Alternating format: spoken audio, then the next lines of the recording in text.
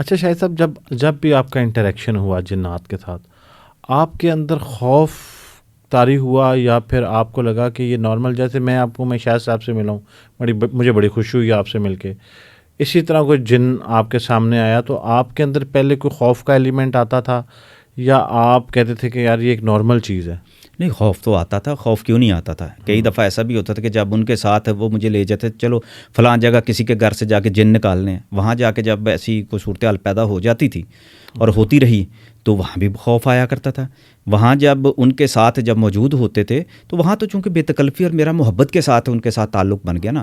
میرے ساتھ بہت شفقت اور بڑی محبت جو تھی. بابا جی ان کے جو بیٹے جو تھے، جو غازی جسے میں نے نام دیا ہوا ہے، نام اس کا کچھ اور تھا، لیکن وہ چونکہ بیٹا تھا ان کا، وہ کافی شرارتیں کیا کرتا تھا.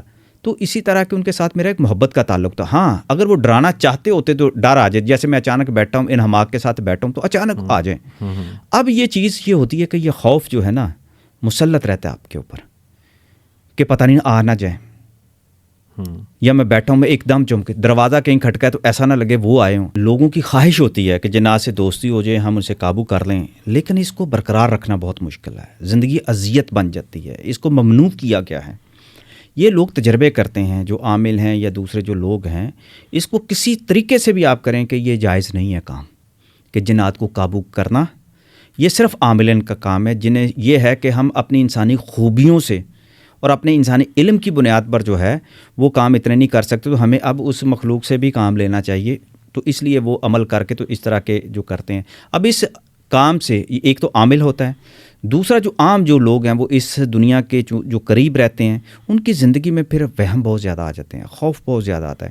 تو میں بھی چونکہ انسان تھا، میں نے آپ کو بتایا کہ میرا پھر جنات سے بریک اپ ہوا تو میں اس چیز سے نکلا، کیونکہ ایک نارمل انسان کے طور پر آپ نے لائف گزارنی، ان چیزوں سے نہیں نکلنا، ورنہ زندگی کیا ہو جاتی. دروازہ ہلکا سا کھٹکا ہے، رات کے بالکل آدھی رات کو آپ نماز بھی پڑھ رہے ہیں، آدھی رات کو آپ کہیں جا بھی رہے ہیں، تو آپ کو پھر ایسے ہی گمان ہونے لگتا ہے کہ جیسے شاید جنات میرے ساتھ ہیں، شاید جنات نہ ہوں. تو یہ وہم جو ہے وہ زیادہ پھر انسان کے اوپر جو ہوتا ہے نا حاوی ہو جاتے ہیں، اور یہ حقیقت ہے.